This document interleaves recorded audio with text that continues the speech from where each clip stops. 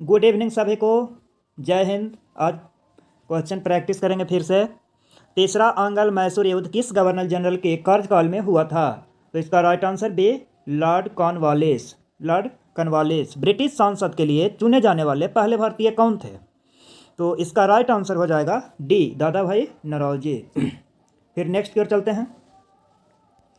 यहाँ है, निम्नलिखित घटनाओं पर विचार कीजिए और इन घटनाओं का सही कालानुक्रमिक क्रम क्या है? तो इसका सही कालानुक्रमिक है, पहले हुआ संथाल विद्रोह, फिर सिपाहियों का विद्रोह, और फिर नील विद्रोह, फिर दक्कन दंगा। इसका राइट आंसर डी। फिर नेक्स्ट में देखेंगे, मंगल पांडे ने विद्रोह का नेतृत्व कहाँ किया था? तो बैरकपुर में किया था। और 1857 की क्रांति की शुरुआत मंगल पांडे ने 29 मार्च 1857 ईस्वी को बैरकपुर छावनी से की। उसने अंग्रेज अधिकारी हिरसन तथा लेफ्टिनेंट बॉक को गोली मार दी थी। नेक्स्ट, भारतीय राष्ट्रीय कांग्रेस ने किस अधिवेशन में राष्ट्रीय कार्यक्रम को अपनाया था? तो कराची सत्र 1931, कराची सत्र 1931। फिर नेक्स्ट, वर्ष 1823 में लाइसेंसिंग रेगुलेशन एक्ट किसने पेश किया था? तो इसका राइट आंसर हो जाएगा जॉन एडम्स। सी, राइट आंसर जॉन एडम्स। वर्ष 1823 में लाइसेंसिंग रेगुलेशन एक्ट किसने पेश किया था? तो जॉन एडम्सन ने। निम्नलिखित में से किसने नील दर्पण का अंग्रेजी में अनुवाद किया? तो इसका राइट आंसर हो जाएगा बी, मधुसूदन दत्त। मधुसूदन दत्त। नील दर्पण 1858-59 में दीनबंधु मित्र द्वारा लिखित एक बंगाली भाषा का नाटक है। मधुसूदन दत्त ने इसका अंग्रेजी में अनुवाद किया था। फिर नेक्स्ट है, समाचार पत्र हिंदुस्तान टाइम्स के संपादक कौन थे? तो 9 का राइट आंसर सी, के एम पनिक्कर। फिर नेक्स्ट 10 नंबर, पुस्तकें राजयोग, कर्मयोग, ज्ञान योग और भक्ति योग किसके द्वारा लिखित है? तो इसका right answer B, Swami Vivekananda. Swami Vivekananda. पुस्तकें राजयोग, कर्मयोग, ज्ञान योग और भक्ति योग किसके द्वारा लिखित है? तो स्वामी विवेकानंद। 10।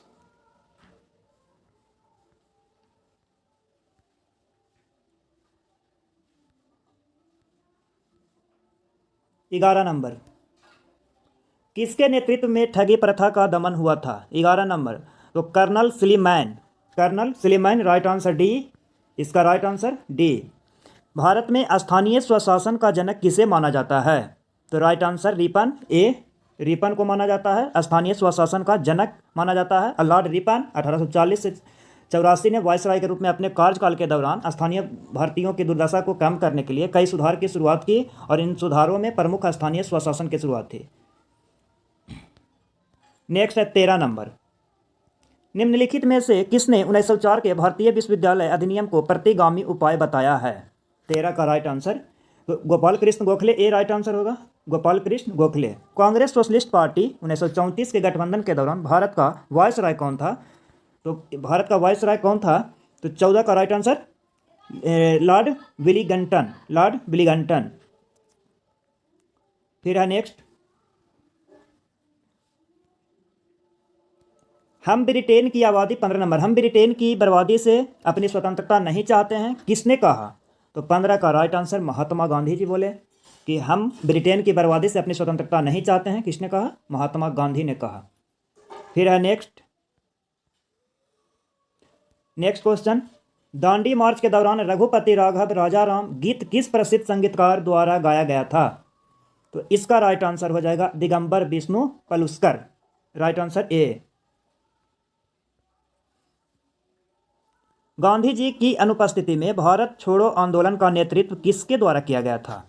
इसका राइट आंसर हो जाएगा सी, अरुणा असफ अली। अरुणा असफ अली।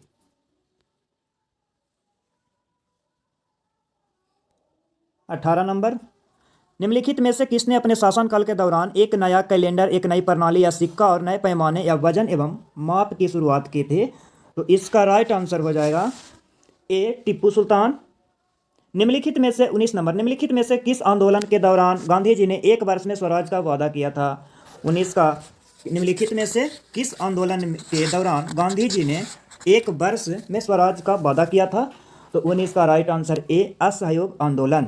गांधी जी ने 1 वर्ष के भीतर स्वराज का वादा किया था। यदि उनका असहयोग कार्यक्रम पूरी तरह से लागू किया जाता तो असहयोग आंदोलन शुरू करने का दूसरा कारण यह था कि गांधी जी ने ब्रिटिश सरकार के संवैधानिक तरीकों से में विश्वास खो दिया था, जिसके परिणाम स्वरूप उपनिवेशवाद से भारतीय स्वतंत्रता के लिए अभियान चलाने वाले गांधी जी ब्रिटिश शासन के सहयोगी से असहयोगी बन गए।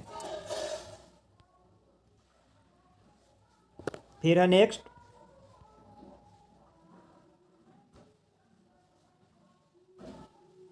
क्लीमेंट इटली की घोषणा के अनुसार भारत में ब्रिटिश शासन की समाप्ति किस तिथि तक होनी थी? तो इसका राइट आंसर मार्च 1946। क्लीमेंट इटली की घोषणा के अनुसार भारत में ब्रिटिश शासन की समाप्ति किस तिथि तक होनी थी? तो 20 का राइट आंसर 30 जून 1948। 30 जून 1948।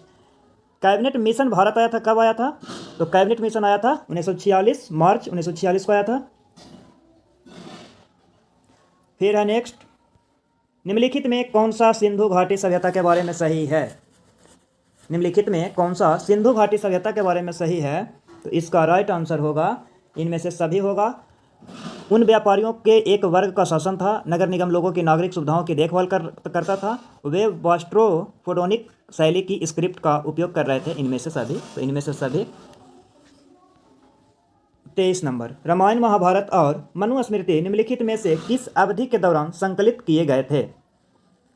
तो शुंग काल, राइट आंसर सी, शुंग काल। मनुस्मृति, महाभारत, रामायण किस अवधि के दौरान संकलित किए गए थे? तो शुंग काल के दौरान।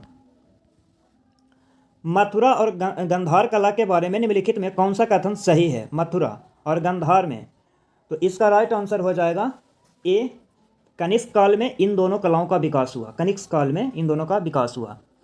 फिर है 25 नंबर है, भारतीय इतिहास में प्रसिद्ध एहोल अभिलेख का संबंध किस शासक से है? तो इसका राइट आंसर हो जाएगा डी, पुलकेशिन द्वितीय के।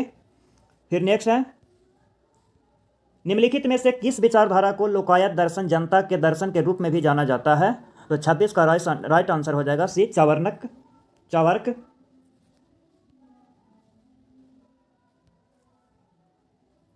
किस दिल्ली सुल्तान ने सबसे अधिक संख्या में नहरें बनवाई थी? इंपॉर्टेंट प्रश्न है। 27 नंबर का ए है कि फिरोज शाह तुगलक ने बनाया था।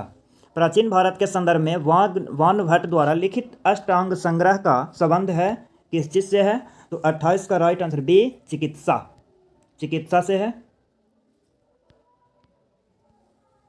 चिश्ती संप्रदाय के किस सूफी संत को चिराग ए दिल्ली का चिराग के नाम से जाना जाता था? तो इसका राइट आंसर हो जाएगा Sheikh Nasiruddin Mohammad, B right answer.